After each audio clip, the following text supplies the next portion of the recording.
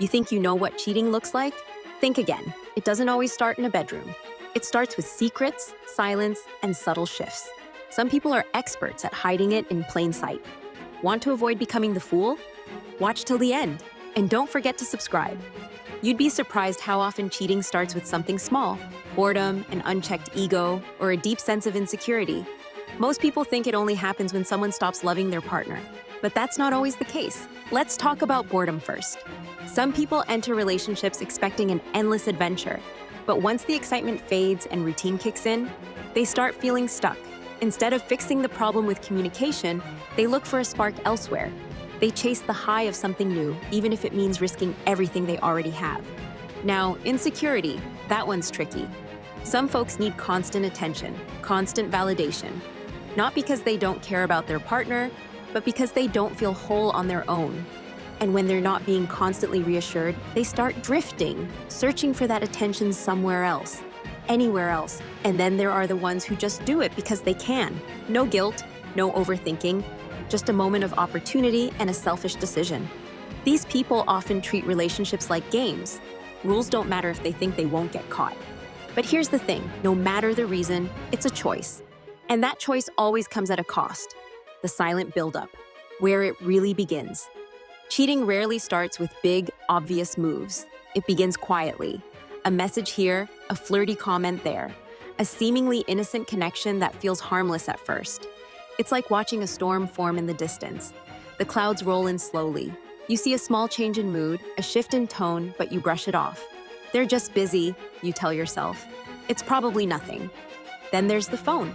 Suddenly, it's always face down. Notifications are cleared instantly. Passwords change, and when you ask about it, they act like you're the problem for noticing. They might start caring more about their appearance, new clothes, new perfume, extra time getting ready, but not for you. They'll say it's just self-care, a new habit. Maybe it is, or maybe it's not. And this is where it gets dangerous, because by the time things feel off, the connection has already started to slip. And what was once just casual friendliness is now something more. How it happens, step by step.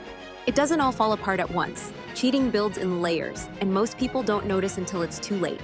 It starts with conversations, innocent enough at first. Maybe they reconnect with someone from the past, or start talking to someone new, just as friends. They laugh more around this person, they text more often, and soon there are jokes, secrets, moments you're not a part of. Then comes the shift. Your partner starts hiding things, deleting messages, acting defensive when you ask questions, changing the topic. They create a separate space you're not allowed into. The more it grows, the easier it becomes for them to justify it. It's not that serious, they might think. It's just talking. But deep down, they know what's happening. They just don't want to admit it. And the scariest part? Some people plan it all out, carefully covering their tracks, rehearsing answers, turning lies into stories that sound believable. By the time you confront them, they're already 10 steps ahead. 5 red flags you should never ignore. Let's go through some of the biggest warning signs, because when they add up, they paint a clear picture. First, sudden secrecy with their phone. It used to be no big deal, but now they treat it like a locked vault. Change passwords, deleted history, and constant notifications they never explain. That's not normal. Second, big changes in their routine or appearance. Maybe they're going to the gym more, dressing differently, spending more time out without really explaining where. If it feels like they're trying to impress someone, and that someone isn't you, that's worth questioning. Third, their stories start to crumble under small questions. I was at the store, they say, but the store was closed. Or I worked late, but there's no sign of extra work. You catch the inconsistencies, and when you point them out, they get defensive. That's not forgetfulness, that's a cover-up. Fourth, emotional withdrawal. They stop being present, conversations are shorter, compliments disappear. And when you bring up concerns, they say you're imagining things. This distance isn't random, it's often the sign that their attention is going elsewhere. Fifth, financial secrecy.